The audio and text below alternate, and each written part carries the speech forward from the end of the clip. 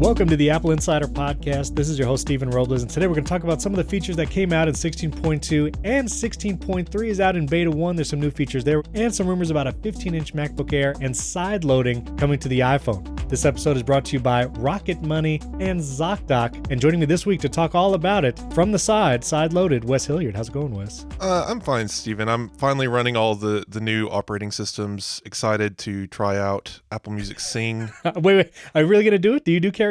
I sing karaoke and stuff. Yes, I've been to karaoke bars. I have to have been to the bar first, but it is a lot of fun. See, William refused to join me in a duet, so maybe we could plan something next time you're on. Not on this show. Maybe a different podcast. Oh, okay. All right. Very good.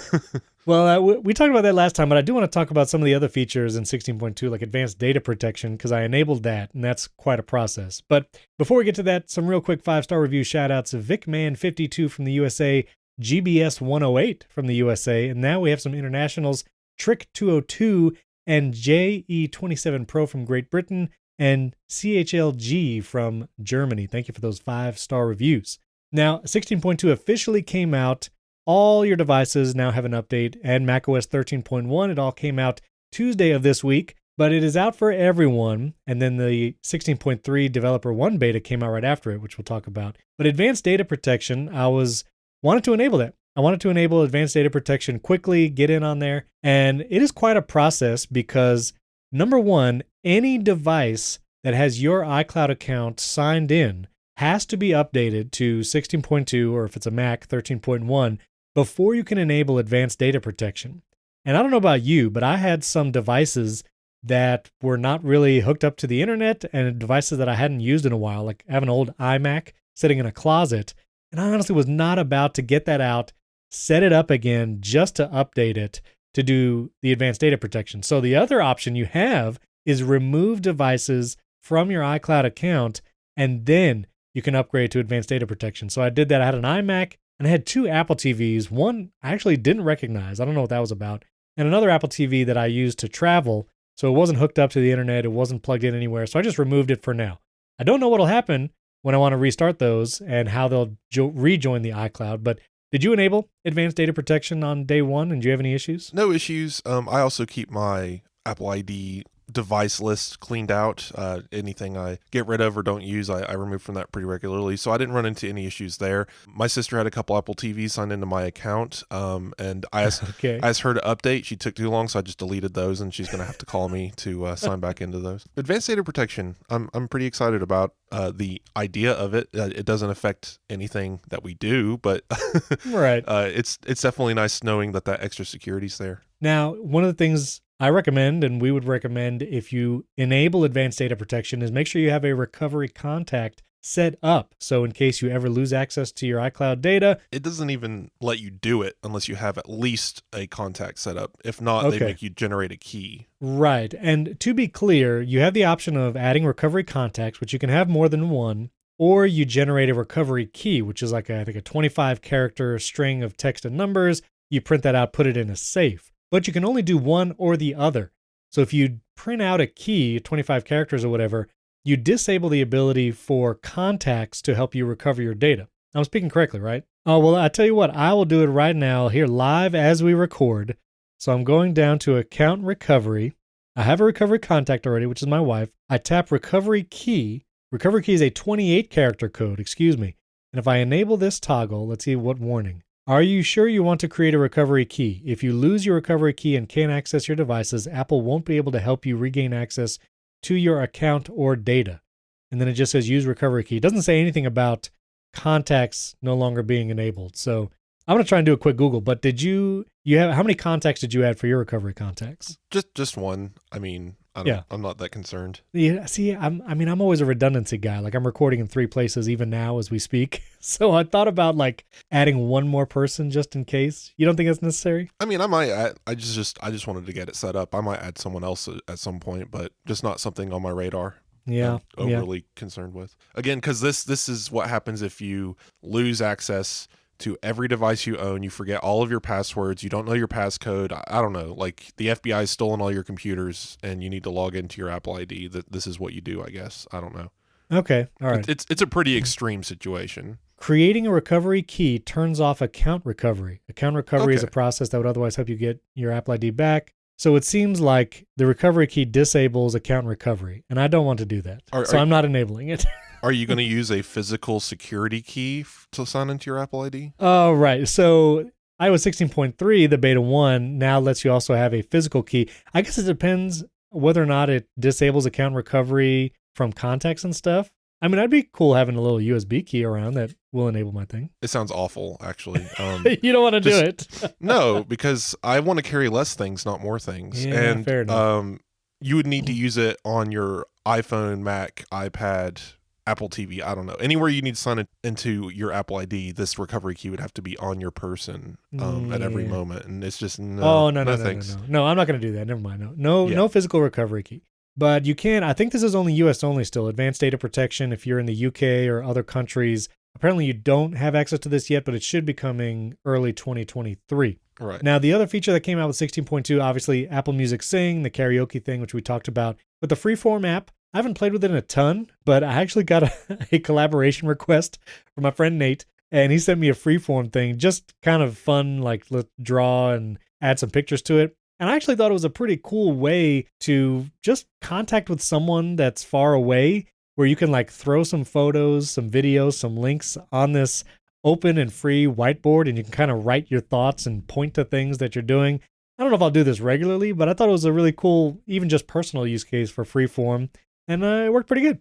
I thought it was fun. Yeah, I've literally just opened it for the first time during the podcast here. Even during all the whole beta thing, you didn't even open it? Well, I didn't run the betas this cycle because I wanted to stay far away from all of the architecture changes that destroyed your house. Oh, we're going to get to that. Yes, we will get to that. I'm interested in Freeform. I don't know how much use I'll have for it. It's something I'm going to have to play with. I'm not a heavy notes, reminders, obsidian, obsessive. Like, I just don't have enough things in my life happening that I need notes about them. I'm just not that user, I guess. Yeah, no, I get it. Even for work, like, it's not like I'm taking notes on an article I'm about to write. I'm writing the article using references that are in front of me. You know what I mean? Like, it's tough for me to contemplate how I would use these things. I'm not like writing a book or creating a YouTube channel, or it's just outside of my wheelhouse. Right, no, I get it. Two other quick little features that I didn't see covered, but that I've kind of run across. If you're doing an Apple Notes shared with someone else, meaning you're doing like collaborative editing, like... Yeah, I get to creep on you and see where you are in our show notes here. Yeah, so like even as Wes and I are both in an Apple Note here, you actually get a little bubble with the person's face, if you have a photo for them in your contacts and all, or if they have an iCloud photo, you can actually see the bubble where they are clicking and looking in the Apple Note together. And I saw this with Andrew in our note for HomeKit Insider, and I saw your face pasting stuff at the bottom of the note. So kind of a cool, it's very much like a Google Docs feature where Google Docs shows you like everybody's cursor and where they're typing. Nice to see Apple add that. I'm curious if it's also in like Pages and Keynote when you collaborate with others, or even Freeform, but it's in Notes.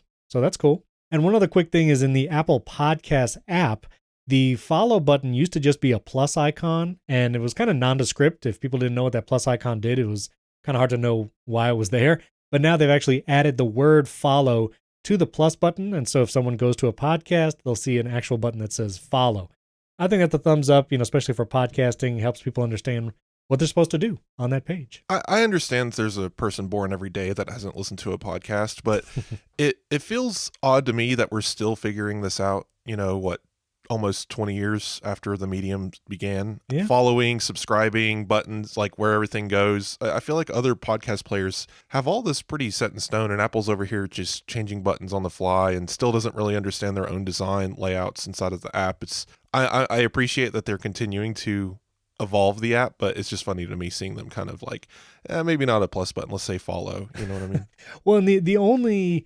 I won't defend it, but I think the only reasoning I'll give is there have been features added since the beginning of podcasting that has required some terminology changes, and you could argue that maybe it should have been something different. But like when Apple launched paid subscriptions, which will be a year and a half ago, which, man, it seems longer than that. But when they added paid subscriptions, then subscribing to a podcast had like a different nomenclature because that was a paid thing as opposed to following. Which I feel like across all the different internet services, it's weird. Like YouTube, you subscribe to a channel, which is free, but you can join a channel, which is a paid thing, and you get member-only access. You can subscribe to someone's Patreon or newsletter. Sometimes that's paid, sometimes not. And then you can follow a podcast or subscribe. So you can super follow someone on Twitter. Yeah, super follow. And then isn't Twitch something like that too? Like a super follow or Fans Plus? I don't know. And yeah, something like that. Yeah. So anyway, lots of terminology. Maybe we can streamline that. Well, one other feature I wanted to get your input on is iPadOS 16.2. Kind of the standout feature there is the external display support, which has come and gone during the different beta periods, but now it is here. Any M-based iPad, so if you have an M1 Air or Pro or the M2 iPad Pro, you can now have the full external display support with your iPad. I don't know if you've been using it, Wes, but how is it? Oh, it's great. I've definitely hooked up my iPad to this display that I'm testing. It's pretty entertaining, especially since I'm testing a display for review. So it's on my desk next to my studio display in MacBook. So my desk is kind of a Frankenstein right now. But it's entertaining going into the display settings and system preferences in macOS because it shows you every active display, including universal control. And right now, I see 1, 2, 3, 4, 5 different screens in my. And I'm going to send you this image. Please do. This will be the chapter art as Wes sends me this image. So you look in your podcast player and you will see it there. So yeah, if you look at this, it's my MacBook Pro and Studio Display with an iPad Mini underneath the Studio Display. The iPad Pro connected to an ultra-wide display next to it. And it's actually kind of baffling, but having this many displays, it's so fluid. My cursor just glides right off of the Studio Display onto the ultra-wide display, left to right, as if they were the same display. Like it's all so fast and fluid. Going down to the iPad, back up to the ultra-wide, back to the Studio Display, it all just works. It's really cool. Very nice. I still have not tried an iPad with an external display. I don't know. I have not felt a need for it just yet, but I mean, it looks really cool. I've seen you, Chris, Daily Tech. He's been on the show before. He's shown his setup like that. Universal control, I will say, has been becoming more and more useful for me. And so I could tell definitely with this kind of iPad external display setup, you could really make great use of it. Even just simple things of like when I record the podcast, like we're doing right now, I'll drag the WAV files that I have on my Mac over into Ferrite on my iPad, just drag it across the screens and drop it in, and it'll import automatically. I don't have to wait for it to upload to iCloud Drive or even AirDrop. Just drag it over, super easy. And then when I want to do the custom chapter art, I'll keep Ferrite open on my iPad, open the little chapter slide over, and then on my Mac, I'll pull an image probably from AppleInsider, and I can just drag an image from the web page that I'm looking at on my Mac, drag it over into my iPad and drop it into Ferrite where I'm editing the chapter, and it will just put the image there. And then my custom chapter art is right there in Ferrite. I didn't have to save anything to photos, so I don't have to delete those later. And it's great. So universal control, 2 thumbs up. It's definitely an experiment for me. I'm liking that Apple's finally branching out the iPad. And I mean, we saw this in the beta season and external display support. That's nothing new. We've known about it for a while, but it's stuff like this that makes me wonder like what's next for the iPad. And I have a 14-inch MacBook Pro, but if you guys remember, I spent my first couple of years at AppleInsider working only from an iPad. Yes. Including recording podcasts from an iPad. I remember. And I shifted to the MacBook if only because I felt like universal control and things that were announced last year kind of gave the Mac new life. It made it seem less boring and old. And I just really dislike the classic windowing paradigm. I just kind of tire of all of that stuff. But Stage Manager and everything this year, plus Universal Control, all kind of breathe new life into the platform. Long story short, I've re-implemented a MacBook into my life, but now that external display support has come back to iPad, I believe I'm going to start experimenting and trying to walk my way back to being iPad only. Oh boy. But the only way I'm going to remove the MacBook completely is if, universal clipboard management stuff comes to iPad. So we'll see how that goes. Okay. I mean, listen, it is fun. I will still stand by.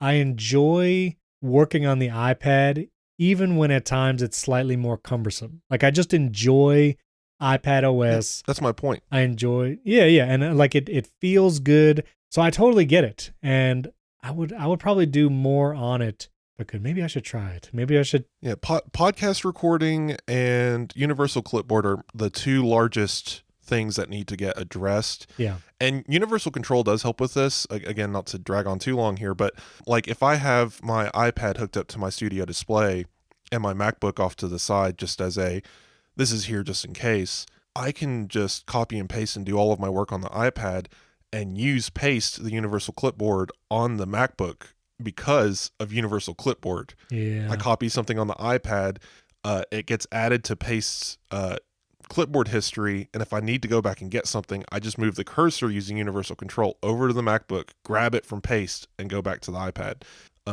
It's really handy. And even then, I can have paste running on the iPad with Universal Clipboard updating the clipboard history in paste and switch over to the app on the iPad. So there's just a lot of utilities when there's a Mac involved in the workflow. So it's definitely something I'm kind of envisioning over here, trying to figure out exactly how to do this with pulling back my reliance on the MacBook as I go. For sure. Listeners, if you're out there and you're using an iPad with an external display as your main deal, tweet at us. I want to know. Our Twitter handle's in the show notes. So one other thing about 16.2, if you have a lot of HomeKit devices, like myself, like Andrew O'Hara, there is a background architecture update for the home. And so when you go into the Home app now, if you go to your home settings and you go to upgrade, like you have to go there to upgrade your home pods and stuff. So I went there, updated the home pods, and the home update is there. It says new architecture. This will improve the responsiveness of your HomeKit devices. Upgrade your entire thing now. There are some ramifications. One, if you're a part of other homes that are not updated yet, you will lose access to those homes. So I actually had to remove a couple quote unquote homes that I was using, like my parents' house where they have like a couple devices. I removed access for myself on that one so I could update the home. The update failed the first time, and I was a little like, that's weird.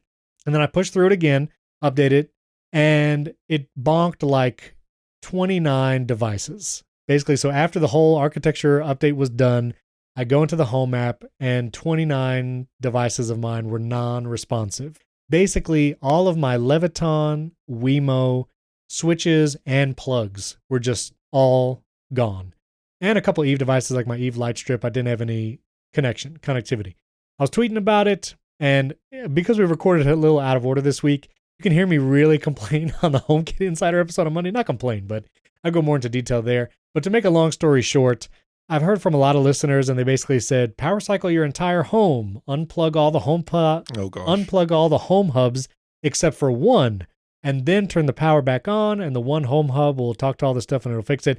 I understand like some of those solutions might be okay for some people, but I have like 4 Apple TVs that are mounted behind televisions. Right. And I am not like, and one of them is kind of high. Like I'm not about to get on a ladder, unplug all these Apple TVs from power and all my home pods, which I have a bunch. So there were 29 unresponsive. If you want to share, how many estimated HomeKit devices do you have, give or take? A couple hundred? No. 50? I think it's under 100, but I think it's like between 50 and 70. I think like all my ceiling fan light switches, and I have multiple, like it's a lot of devices. I just did a rough count. Excluding groups, I believe it's like 40, but if I include every single light bulb, I think it's closer to 60 devices on my network. Right. And I did what, I waited till 16.2 and then got everything updated, all my Apple TVs, iPads, whatever, because it warns you, like, if you do this, you won't have access to your home on your old devices. So I got everything updated and hit the upgrade button,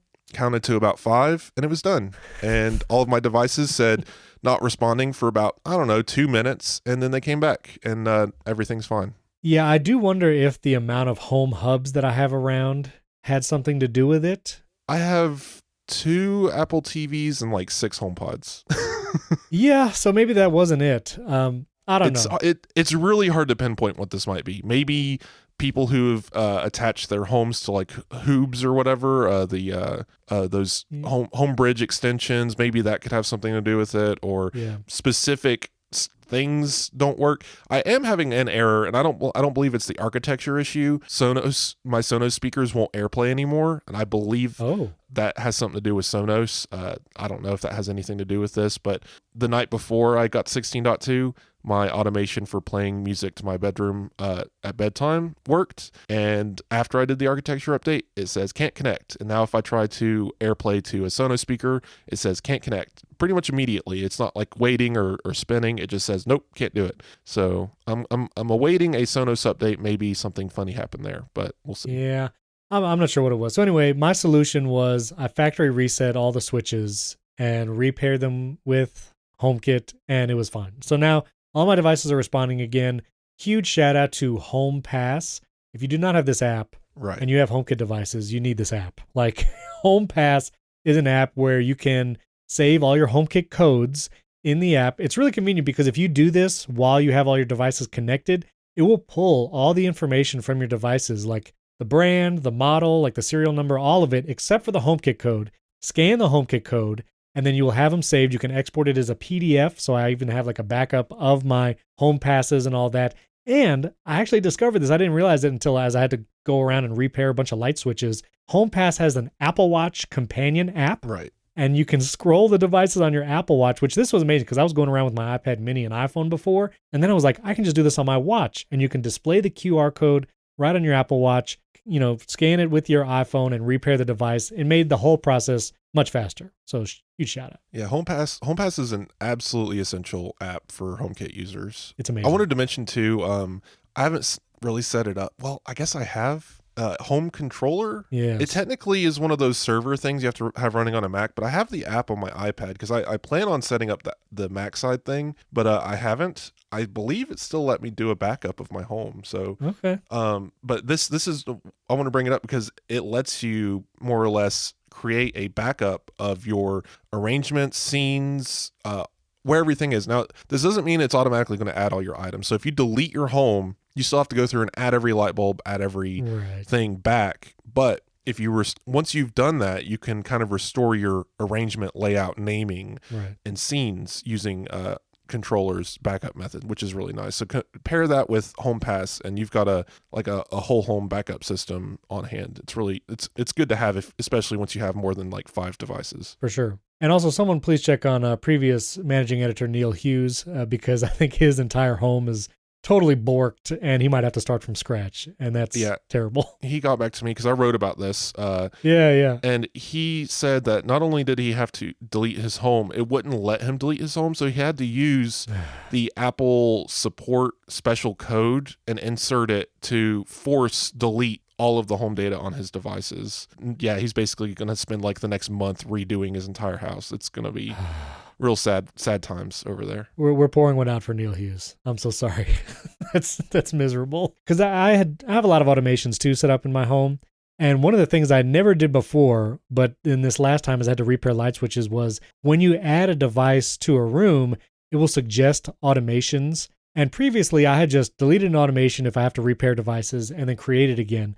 And instead of doing that, I have automations like in my bathroom where if I turn off one light switch, all the light switches turn off. And rather than recreating it and adding all the devices manually afterwards, as I went one by one adding the light switches back, there is a recommendation of suggested automations or scenes, and I would just add the device to those automations as I repaired it, and it was a lot better than like trying to recreate the automations later. So is your home feeling snappier?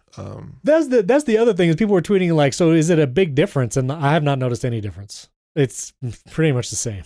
So I don't know if it's worth it. I would attribute any difference to placebo. Yeah. I kind of think maybe that things are happening more simultaneously. I have some really old Hue bulbs. Like I have, I would say 2015, 2016 era bulbs. Some of them are even cracked. They're just so old. Okay. But they still work. And I screw them in. They work. They're fine. I do notice that some of these are a little bit slower on the uptake sometimes on commands. You'll hit a scene and then you'll see one bulb at a time change. I'm not seeing that anymore. And again, this may be placebo. Maybe my network's cleaner. I don't know. Just different times, different things. But at the very least, I've noticed that when I hit a scene, everything happens simultaneously almost every single time. So if that's a change from this architecture change, then great. I'm enjoying that at the very least. That's great. Very cool. This episode is brought to you by Rocket Money. Listen, with all the apps and services and streaming apps nowadays, it's so hard to keep track of all the subscriptions you currently have hitting your credit card every month. That's why I use Rocket Money and I love it. It's actually formerly known as Truebill. You might recognize that name, but I love everything about Rocket Money, telling you about the subscriptions that are going on and helps you cancel them. The app shows you all your subscriptions in one place, and yes, they can even cancel those subscriptions for you, whatever you don't still want. Rocket Money can even find subscriptions you didn't know you were paying for, and you may even find out you've been double charged for a subscription. If you've been doing Twitter Blue, sometimes there might be a subscription both in Apple and somewhere else. Well, Rocket Money can help you find all of that. To cancel a subscription, all you have to do is press cancel, and Rocket Money takes care of the rest. You might have heard me tell this story, but I was paying for a storage unit, and they actually upped the monthly price, and I actually found out from Rocket Money before I even found out from the storage company. Rocket Money will let you know what those subscriptions are, how much you're paying, if it increases, and helps you cancel them. So get rid of useless subscriptions with Rocket Money right now. Go to rocketmoney.com/AppleInsider, and seriously, it could save you hundreds of dollars a year. That's rocketmoney.com/AppleInsider. Cancel your unnecessary subscriptions right now at rocketmoney.com/AppleInsider. Our thanks to Rocket Money for sponsoring this episode. All right, final kind of software thing, iOS 16.3 Beta 1. The developer beta is out.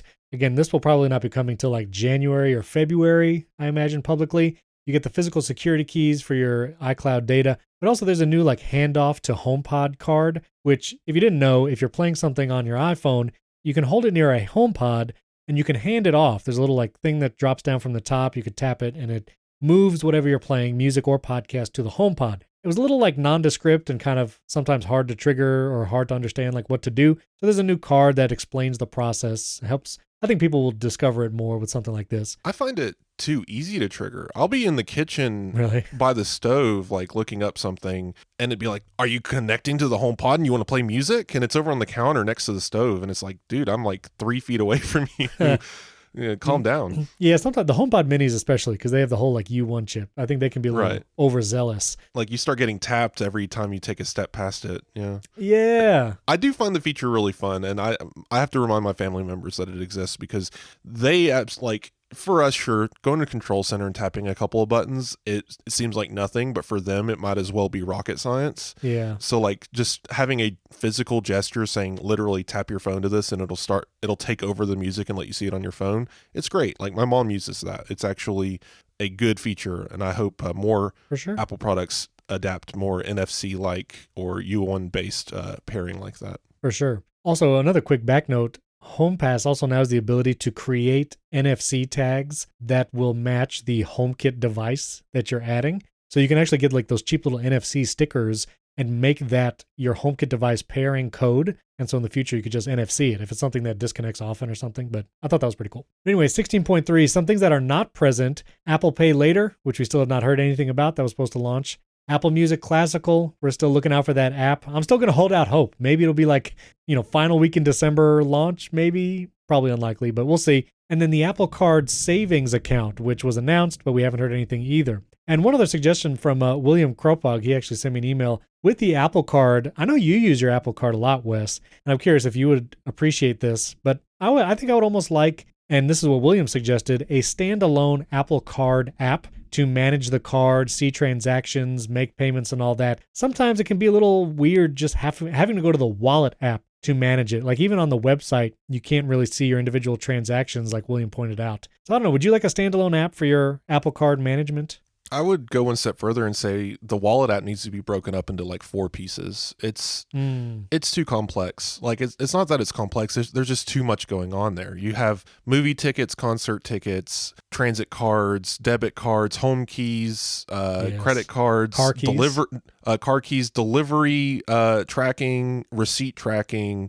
It just goes on and on. Like this is becoming Apple's like, hey, here's this new feature. Where do we put it? Oh, I'll put it in the wallet app. There we go. It's a good place. Like I can't wait to start tracking my steps in the wallet app or something. I don't know, but it's It's just one of those things it's way too bloated. And Yeah. I agree. It's an odd place having to go to the wallet app, which is like, I feel like you should separate the transaction action from the management aspect. So the Apple Card should be in the wallet, but maybe, yeah, I could see the Apple Card having its own finance management. Again, even step further, I believe Google Pay lets you do this whole financial management and bill pay from the Google Wallet. Oh, wow. Right. So, Oh, goodness. yeah, I believe in Google Wallet, and I may be wrong. Someone can correct me, but I believe you can. It kind of functions almost like Mint, the finance tracking application, where you can add your bank account and like link your billers and pay bills and stuff from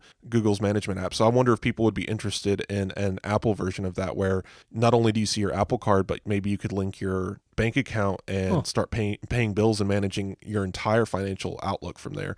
And given that Apple's doing a savings account next, seems like that's a possible next step. Yeah. Well, let us know. Would you like a standalone wallet app, listeners? You could tweet at us. I will take it, just more apps. Apple, you only have, 40 apps? Like, just keep making apps. Also, standalone password app. Right. I mean, 100%. Honestly, I've been really considering just going all in on iCloud Keychain. If only there was the ability to share logins with your iCloud family members, like a shared vault or a shared folder. Right. 100% I would be there, especially now with the whole advanced data protection where everything's encrypted in iCloud, which iCloud Keychain was already, I think, end-to-end encrypted in iCloud. But I don't know. I want to go all in. If I had an argument, and I'll speak for Ricky Mondello, right, on Twitter. Yeah. They're one of the developers for Apple Passwords, and they're always tweeting about, passwords, ? Like, what are those? Because I think ultimately, and the reason why we haven't got a official Apple Password Manager is because in Apple's eyes, at least in this developer's eyes, passwords need to cease to exist. And ultimately, they should be passive, not active. You shouldn't have to go to a place, set up an account, and manage your passwords. They should just pull your biometric, log you in, the end. And I believe passkeys are a part of that future. I'm with you. It would be nice to have a management app, but I prefer the idea of not even having to think about passwords, which is the point we're getting to. Right. And maybe along your lines, we have synced iCloud passkeys that you can click a checkbox in settings and say, share this passkey with my family. Oh, yes. That would be amazing. And then they don't even need to know your username, password, or even that the passkey's there. But if they ever go to that website and it's like, hey, log into Netflix, it'll just be like, here's your passkey. Bam. And you don't even have to think about it. That's the future, Wes. I like that a lot. That's cool. Ricky, if you're listening, go ahead and take that and patent it. Yeah, and let us know if you're listening too. We'd love to know you're listening. Okay. One rumor wanted to cover Ross Young. He's the display analyst. He has been pretty accurate in the past as far as like what size displays and maybe what device they're going into. He is predicting a 15-inch MacBook Air, possibly even spring 2023. So in the next 4 or 5 months. I think this would be huge. We've talked about it before. People love big screens. And if you can put a big screen on a cheaper device like the MacBook Air, rather than forcing people to go to a MacBook Pro for a big screen, I think it would be a huge hit. I think it's possible. I want to point this out real quick. I don't know if the entire world just collectively forgot that this rumor existed, but this was one of the most heavily rumored products that we've seen from like January to April of this year of 2022. Oh. And then this rumor came out today, and I've seen so many people report it as if it's like a brand new idea that the 15-inch MacBook Right, it's not Air, new, yeah.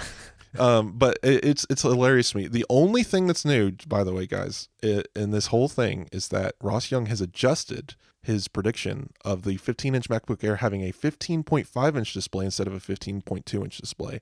That's the entire update. I do want to mention, yes, he is aiming for spring, but Ming-Chi Kuo, the other supply analyst guy, he has predicted a late 2023 release window. But when more than one person says it exists, at the very least, we know this product is in development. Now, when it comes out, that's all up in the air. Maybe an M3 processor product. Oh, that's true. I think it'd be a good move, though. Either way, I think people will go for it. Yeah. Big, cheap laptop all the way. Yeah, for sure. I also want to mention Satellite SOS, the new feature in the iPhone 14 and 14 Pro, came out in Europe kind of before Apple officially announced it. There were people in Europe pulling it up and saying, I see SOS on my iPhone, but it is official.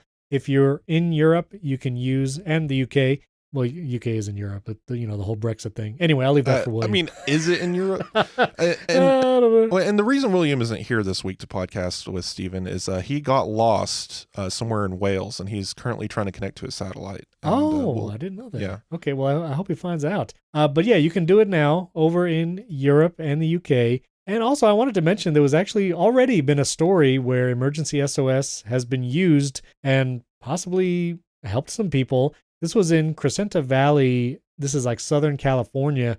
There was a couple whose vehicle had gone off the road 300 feet down into a canyon, and they used the SOS satellite feature to contact emergency services, and emergency services was able to literally get a helicopter to them and help them out. And so already, even just a couple months, well, actually not even a month active, because the satellite SOS feature was just enacted like less than a month ago, and it's already like been used and it helped people. This is one of those things that, especially I feel like adventure people who are going to be out there hiking, they're going to be hyper aware of it. On another side of this, I wanted to mention crash detection strikes again. Have you been keeping up with this? I saw something about it, but tell me what's going on. I had a story saying that from, I believe, British Columbia. That's Canada, right? So yes, they're complaining that they're just getting call after call. They call it the Apple, what was it? The Apple problem, I believe. Oh. They're like, we're aware of the app. We were prepared for the Apple problem is something that they quoted. But anyway, so like up in the mountains where there's resorts and stuff, they keep getting like skiers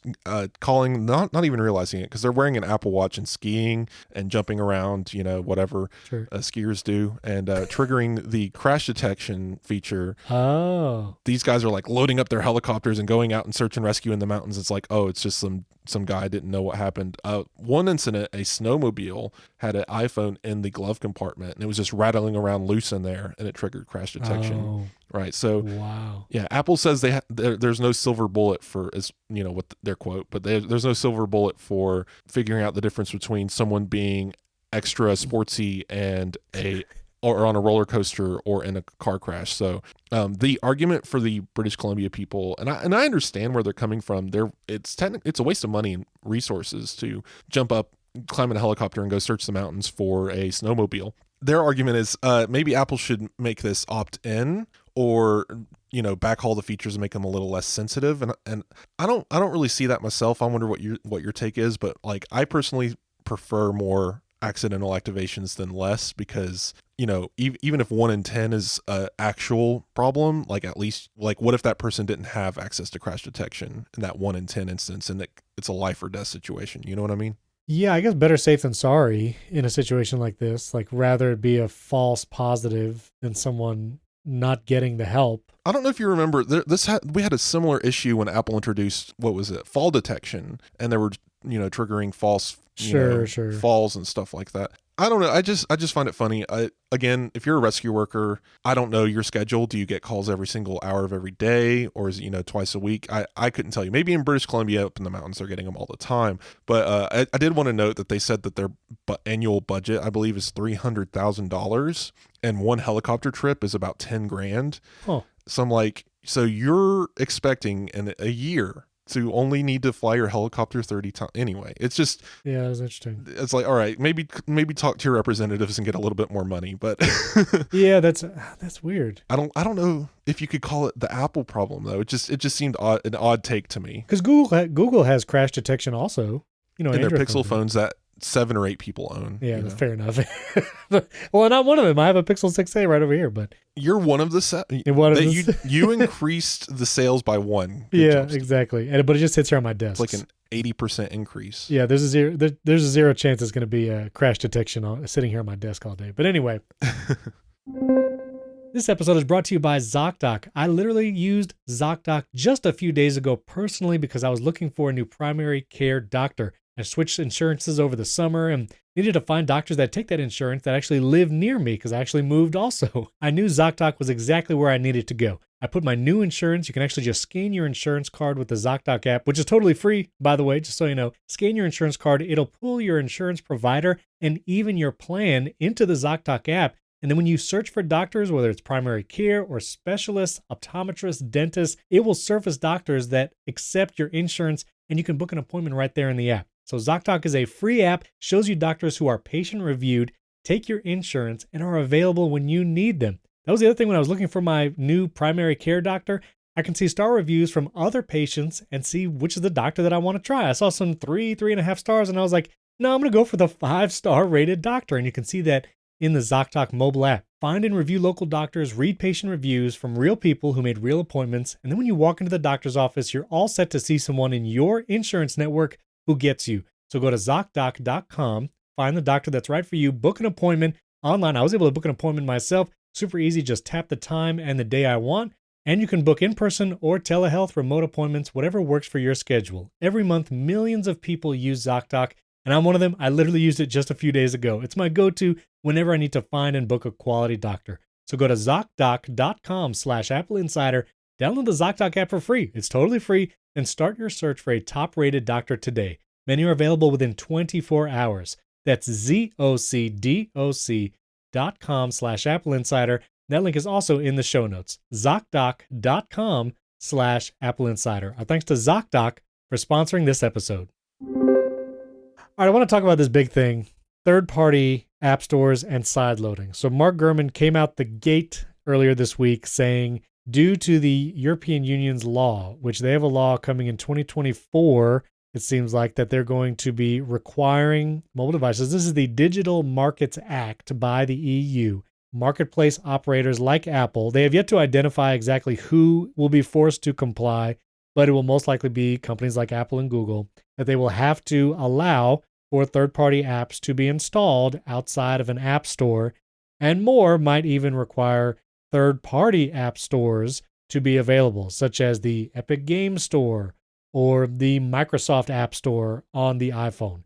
This has been a long time conversation, but it seems like, with Mark Gurman saying that Apple is preparing for this to happen, lends a little more credence that this might actually be happening in the next year. At the latest, he was saying next year it could be 2023 that Apple begins to allow this. I don't know. I think this is kind of like saying Apple's preparing for China's invasion of Taiwan, right? Like, sure, it's something you should probably be prepared for, but it doesn't mean you're executing it.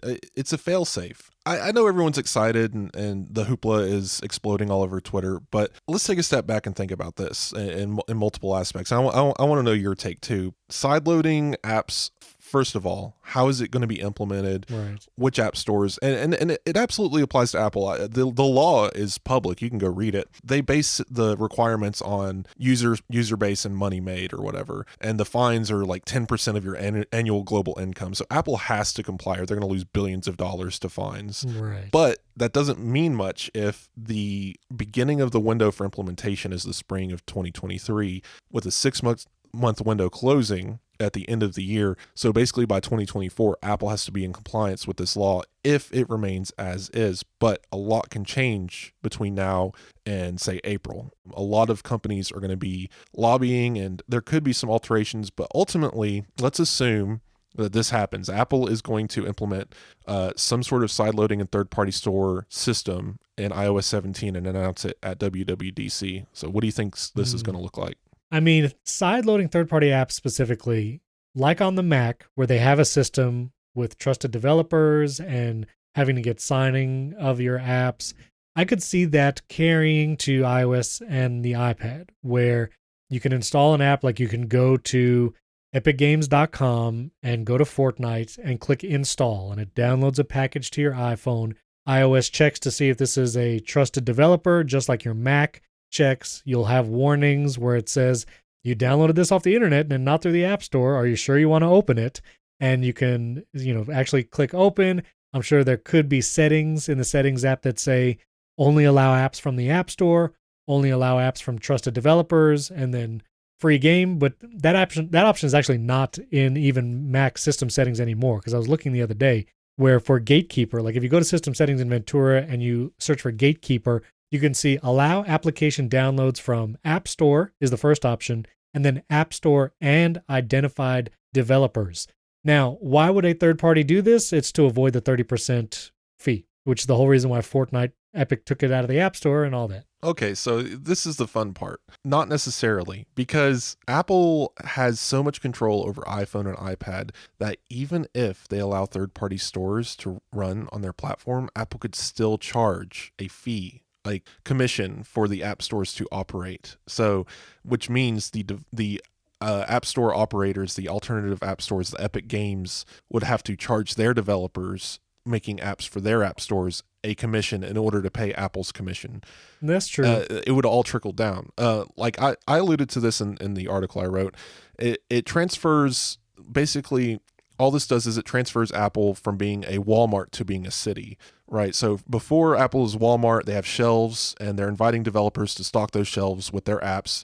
And when those apps are sold or whatever inside the apps are sold, Apple gets to take home a commission because they're providing the storefront. That's the whole thing. It's, people call it a tax. That's not how taxes work. This is a commission. Mm-hmm. So they're basically forcing Apple to become a municipality. They're going to become a small government, organizing what stores get to move in. So now Apple is the city choosing if Walmart and Sears and Kmart, I'm mentioning dead companies, whatever gets to move in to their city to sell things. And now those get to, I guess, essentially pay the municipality taxes in that phrase. But in this case, because Apple's a corporation, it would be a commission still. Yeah. So it's just transferring the fee to the store holders, which Apple will still absolutely require. Sideloading and alternative app stores are, let's not get it confused, they're the same thing. It's just one has some window dressing. Sideloading is basically you go to a website and say, I want your app, and you buy it and you download it directly from that. Whereas an alternative app store is still sideloading. It's just organized, right? So they've organized all of the apps into shelves where you can have more selection or whatever. It's all sideloading. It's almost like when you download the Adobe Creative Cloud onto your Mac, and then when you open the Creative Cloud, you can install Photoshop and After Effects individually. It's like or Steam. Yeah, or like Steam, exactly. It's like you said, a front window dressing for the rest of the apps. Here's my thing, and why I'm maybe a little pessimistic, because if someone like Facebook, because the other thing is too, I'm curious how it will affect whether like app tracking transparency and the amount of access that applications have to the system. Now, Apple could control that in iOS as well, but the sandboxed nature of apps from the App Store, I just don't have the technical knowledge. I'm not sure if they can sandbox an app to the extent outside of the App Store as they can from the App Store right now. So my understanding, again, of this is that people kind of ran wild with this, and they were just like, we can install anything we want. We can do whatever we want. There's chaos, no law. It's not that. Also, I do want to mention real quick before we get too far from the beginning of it, this could actually be limited to the EU. Apple could actually only allow alternative app stores unless the U.S. government passes a law, which I believe there is such a law in question going through Congress. It has been for the last 3 years. It's never been passed. It could get passed now based on the EU stuff. Who knows? But right now, Apple could essentially say, hold this into Europe, kind of like the dating app situation where they had to allow different commissioning fees in different countries for dating apps, and they did it on a per country basis backwards and made it really annoying for the developers. And I believe this is going to be a similar situation, but because of the complexity of sideloading and how much the architecture of iOS will have to change to allow it, I think this is going to be a sweeping iOS 17 change instead, and it'll be available in multiple countries. I don't see Apple trying to gatekeep this because it's just going to ask for more regulation, and they don't want that. But getting back to how this would actually work, my understanding of the App Store and its guidelines is basically Apple has these rules of what can be in the App Store, like pornography, for example, or Fortnite, what can and cannot be sold, hateful apps, Parler, stuff like that. That's the things Apple has control over in the App Store. But that's just the store distributing the software. Once you get the software on the phone, that's a whole nother layer. The EU is not controlling what Apple allows to run on their devices. It's controlling how apps are distributed to those devices.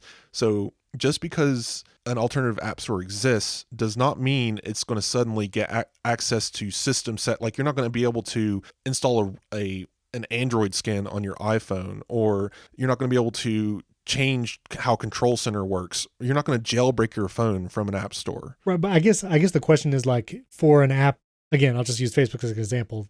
It's access to location services. Right. Will it function the same way where when you open the app on the first time and it says, do you want to allow location access to this application? Will that be the same setting that then you could go into your privacy settings later and restrict or remove access to your location permanently, and then you know that the app is not doing anything with your location without you knowing? So Apple would not be able to enforce things like app tracking transparency, which is basically a rule that says apps developers have to disclose their tracking on first open and give users the ability to opt out. That's not something Apple could control because those are top level interface elements of the app, right? And those decisions are made before they're added to the App Store. It's how the app functions versus system level stuff. So think of it like this. If you need to repair your car, you can go buy a part from AutoZone. Advanced Auto Parts.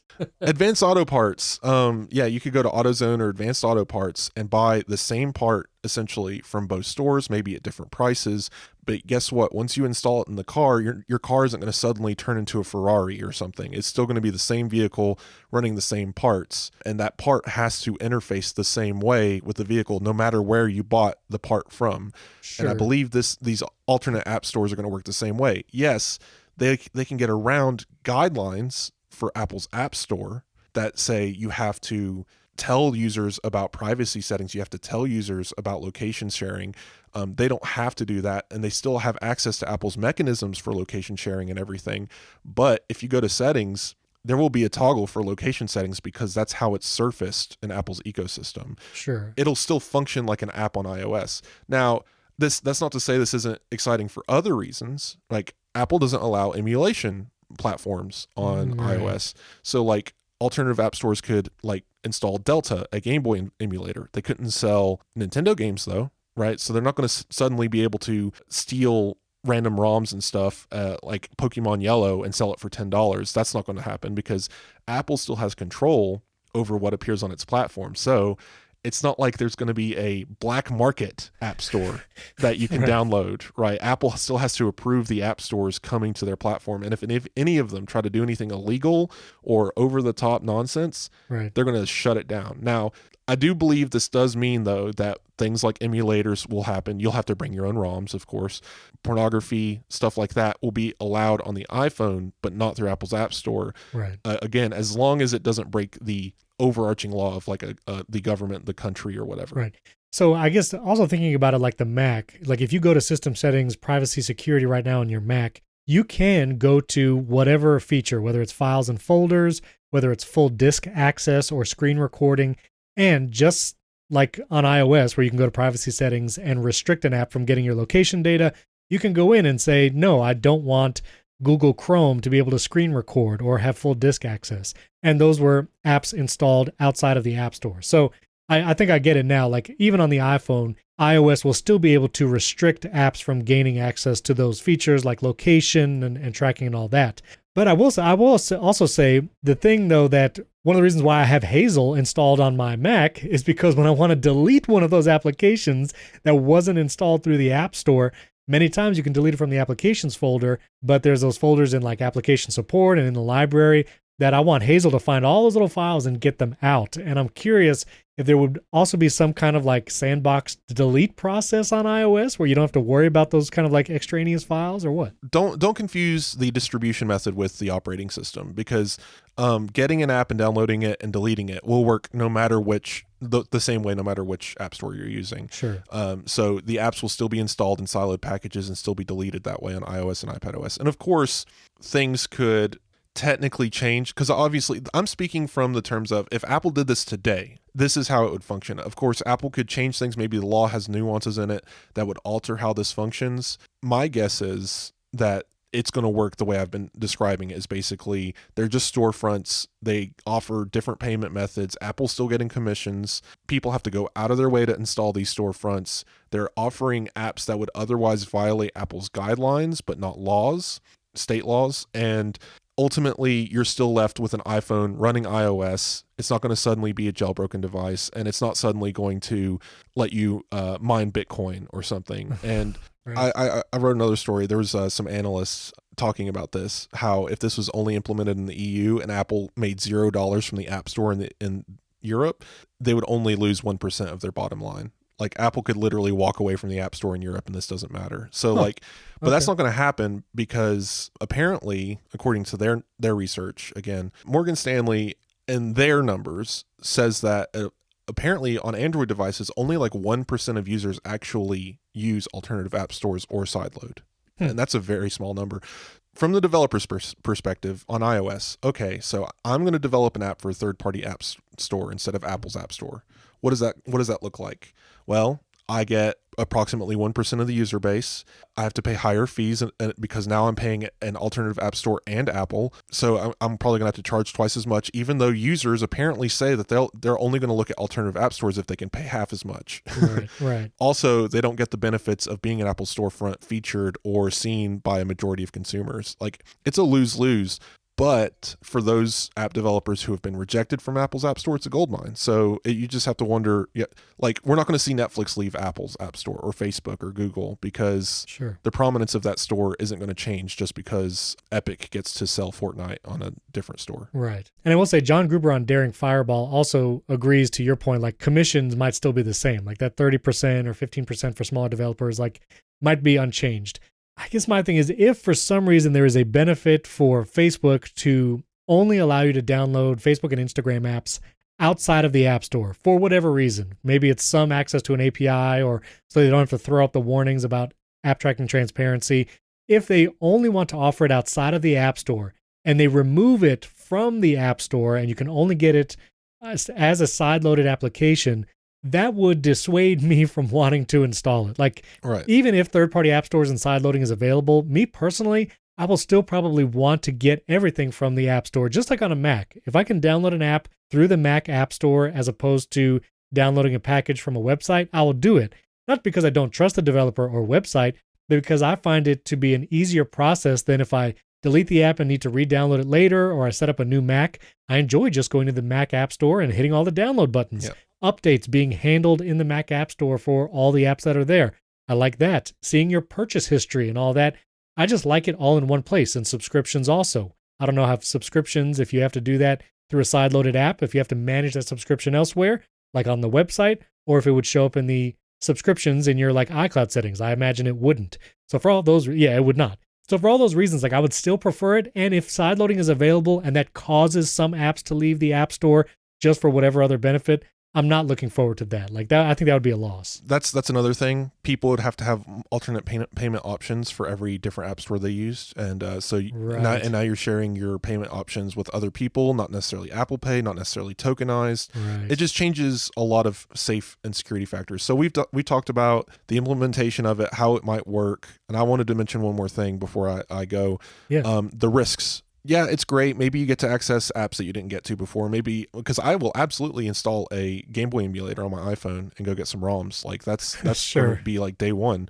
I'll be playing Nintendo GameCube on my iPad all day. But adverse effects of this, and this is kind of the crux of the article I wrote. You might be ready for sideloading on iPhone, but your parents aren't. And no, I don't mean old people. I know some people were saying that. It's not an ageist comment. Like you can have a parent and be 12 years old and they be 30. It's the risks of having alternative app stores and sideloading. Your parents could get, your tech illiterate persons could get tricked into installing apps that look like a banking app that isn't, right? Because now Apple is not controlling that. There's nothing that says in Apple's guidelines, fake apps obviously aren't allowed, but an alternative app store, maybe they're not reviewing, maybe it's loosey-goosey, and now there's a credit union app for your bank in there that doesn't actually belong to your credit union, that just steals your login information, and now they have your banking stuff, right? So dangers like that's going to exist. No, this doesn't mean there's going to be some big virus get added to your phone from a third-party app store. Technically, malicious software could get sent through these things. You would assume that Apple is policing these stores in a way that would prevent that, but it's possible, especially since these software sources are going to be less regulated. But I would be more worried about spyware of like installing a flashlight app that siphons your contacts database, your notes app, and your photos. You know, that's what I would be concerned about, like those kinds of threats. And those are the kinds of things that affect people that are not tech, generally pro users. Right. And finally, the only other thing I would be particularly concerned about, again, these are things that we're going to have to be troubleshooting as our tech support for the family, right? Like Right. it's gonna come up. But the only other thing I would worry about is like you said, like spy apps, like Facebook bringing back Onavo Protect, the VPN app that siphons all of your data and stuff like that. It's a concern. It's not like the world's going to explode. Your iPhone isn't going to turn into an Android. None of that. Those concerns are real, but I would say that this does increase the opportunity for fraud, for scams, spyware, and like malicious gambling, stuff like that. Like those sort of things that Apple tends to try to protect against would be a little bit more open. Well, that's a lot of good information. Listeners, let us know if there is a sideloaded app. Would you choose to download it, or what would you hope maybe could be sideloaded? Third-party app stores? Let us know what you think. Tweet at Wes and I. Our Twitter handles are in the show notes. Find links to everything we talked about there as well. And you can support the show either at patreon.com/AppleInsider or directly in Apple Podcasts. Thanks for tuning in. We'll catch you next time.